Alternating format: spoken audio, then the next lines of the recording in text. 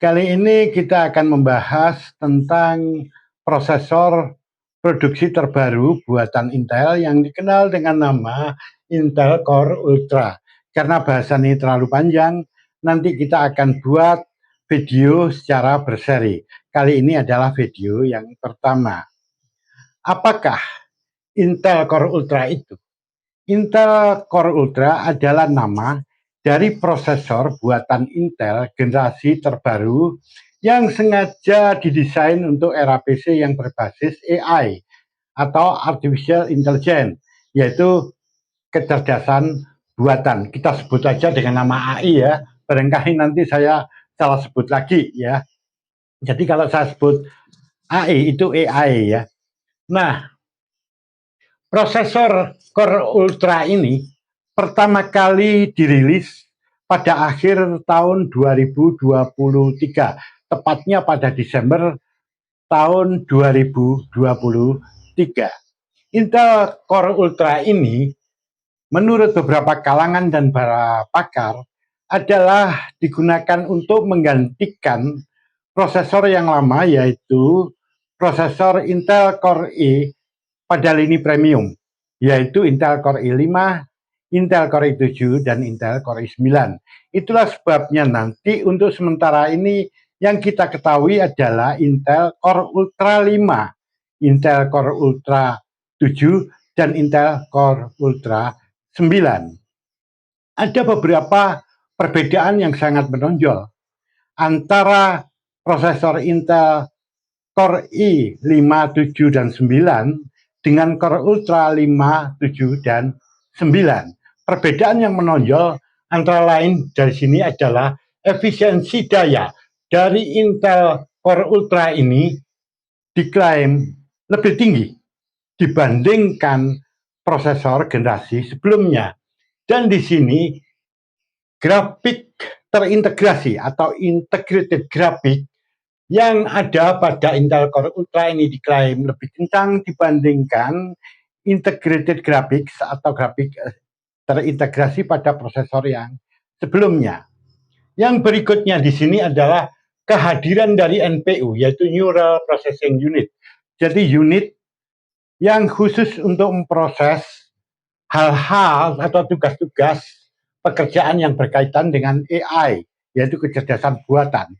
NPU ini berfungsi untuk akselerasi dari AI itu sendiri. Ada beberapa keunggulan dari Intel Core Ultra ini dibandingkan generasi prosesor yang sebelumnya. Yang pertama yang telah kita sebutkan tadi, yaitu kehadiran dari NPU yang terintegrasi, di mana NPU ini memang didesain khusus untuk menangani hal-hal yang berkaitan dengan AI atau kecerdasan buatan itu sendiri. Di mana NPU ini dikatakan terintegrasi, memang NPU itu dikemas menjadi satu di dalam satu kemasan prosesor itu sendiri. Jadi dia dikemas menjadi satu dengan core prosesornya dan integrated grafiknya tadi, grafik yang terintegrasi tadi. Untuk ini akan kita bahas pada sesi yang lain. Kemudian yang berikutnya yaitu kehadiran daripada internal grafik atau integrated grafik atau grafik yang terintegrasi tadi yang dikenal dengan nama Intel Arcs, di mana integrated graphics atau grafis yang terintegrasi tadi yang dikenal dengan nama Intel Arcs ini, dia diklaim memiliki performa rendering dan untuk gaming yang lebih baik dibandingkan dari grafik terintegrasi pada prosesor generasi yang sebelumnya.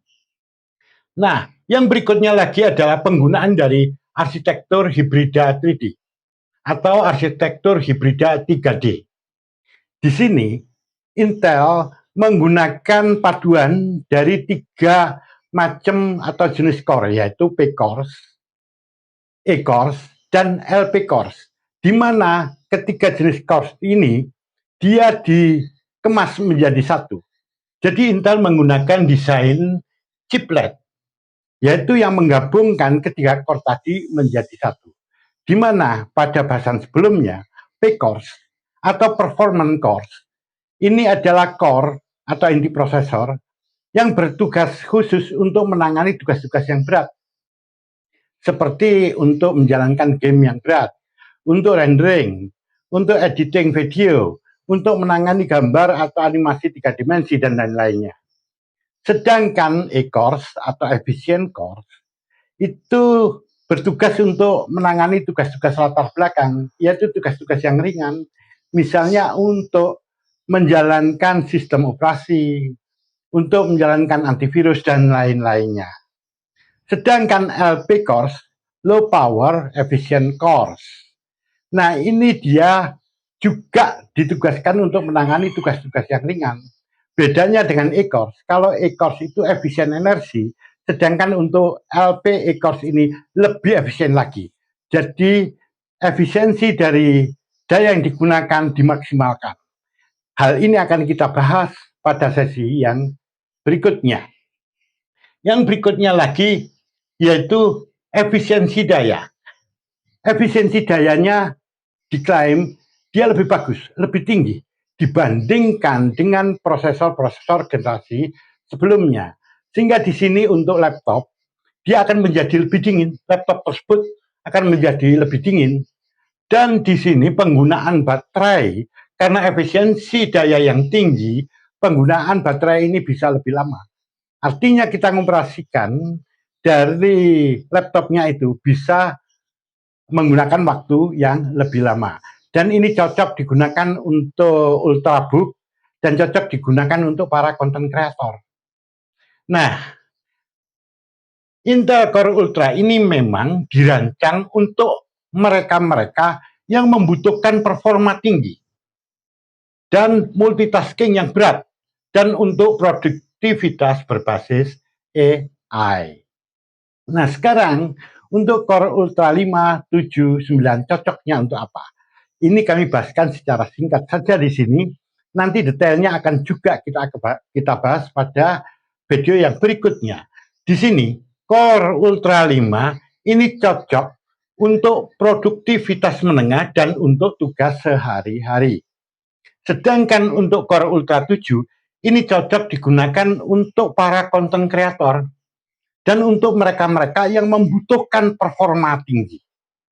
Sedangkan untuk Core Ultra 9 ini cocok digunakan untuk mereka yang membutuhkan performa ekstrim dan digunakan untuk mereka-mereka yang menggunakan beban kerja yang sangat berat. Nah, ini tadi sekilas bahasan mengenai Intel Core Ultra itu sendiri. Nah, mungkin ada pertanyaan dari kalian-kalian itu? Mungkin ada pertanyaan? Ya, Yang. Ini ada beberapa pertanyaan dari teman-teman. Ya, ya. Ya, nih. Oh ya, diberikan ya. Ya, ya. Oke. Nah, tulisannya bagus nih ya. Ya. Baik, ini ada satu pertanyaan begini. Apakah ada Core Ultra 3? Nah, saya jawab aja langsung. Untuk sementara ini belum ada Core Ultra 3. Yang ada Core Ultra 5, 7, dan 9. Seperti pada bahasan yang tadi, bahwa sebetulnya Intel Core Ultra ini digunakan untuk menggantikan Intel Core i pada lini premium. Jadi Intel Core i pada lini premium itu antara lain yaitu tadi Intel Core i5, 7, dan 9. Nah, kemudian yang kedua ini, apakah ada Core Ultra untuk PC desktop dan laptop? Ya, ada. Jadi nanti Intel Core Ultra itu ada yang didesain untuk laptop, untuk mobile, ya, dan ada yang didesain untuk PC desktop. Contohnya nanti ada Core Ultra seri pertama, kedua, dan ketiga itu untuk laptop itu ada. Sedangkan yang didesain untuk PC desktop itu ada di Intel Core Ultra seri 2. Ya, sementara itu sampai di situ, sampai saya buat video ini adanya di situ, di yang seri kedua. Kemudian pertanyaannya, dan apakah ada generasi-generasinya seperti pada Intel Core i? Di sini sebutannya bukan generasi. Jadi untuk Intel Core Ultra itu sebutannya adalah Intel Core Ultra seri pertama. Kemudian ada seri kedua. Dan yang terakhir ini ada seri ketiga. seri pertama dan ketiga seperti saya sebutkan tadi itu ada pada laptop ya. Seri Core Ultra 1, 2, 3 itu ada pada laptop, sedangkan yang desktop hanya ada pada seri yang kedua itu. Kemudian apa konten kreator itu? Oh ya, konten kreator itu adalah individu ya.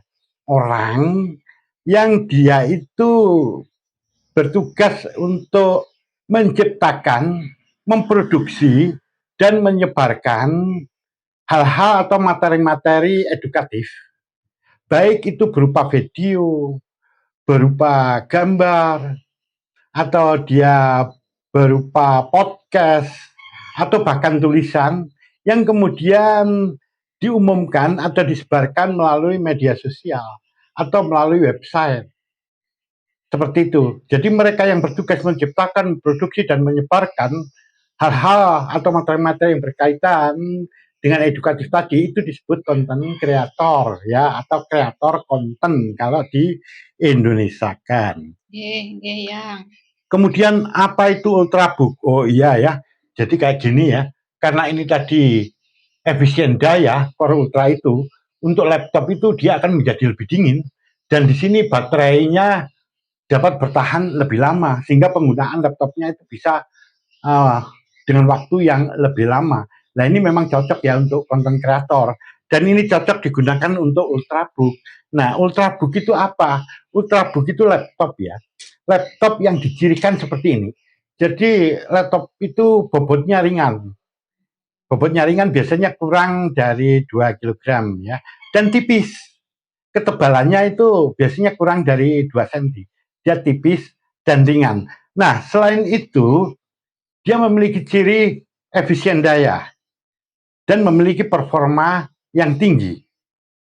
Biasanya dia menggunakan komponen-komponen yang hemat daya juga dan yang memiliki performa yang lebih baik. Misalnya dia menggunakan SSD, misalnya tempat penyimpanannya dia pakai SSD, bukan hard disk.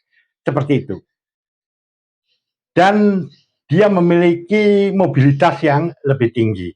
Nah, itulah ciri daripada ultrabook. Jadi dia laptop ya, laptop atau notebook yang memiliki ciri-ciri tadi. Saya ulang, ciri-cirinya bobotnya lebih ringan, biasanya kurang dari 2 kilo, kemudian tebalnya itu tipis ya, dia tipis, kurang dari 2 cm, memiliki performa yang tinggi, efisien daya, dan dia biasanya menggunakan SSD atau perangkat-perangkat lain yang hemat daya, dan dia memiliki mobilitas yang tinggi. Nah, bagaimana? Yang. Alhamdulillah. Ya. Dan untuk selanjutnya kita akan membahas banyak hal. Apakah varian-varian dari Core Ultra itu sendiri, terus bagaimana spesifikasinya, perbandingan dari seri yang pertama, kedua, yang ketiga, apa bedanya dengan Core i yang lebih jauh, yang lebih detail akan kita bahas pada seri berikutnya.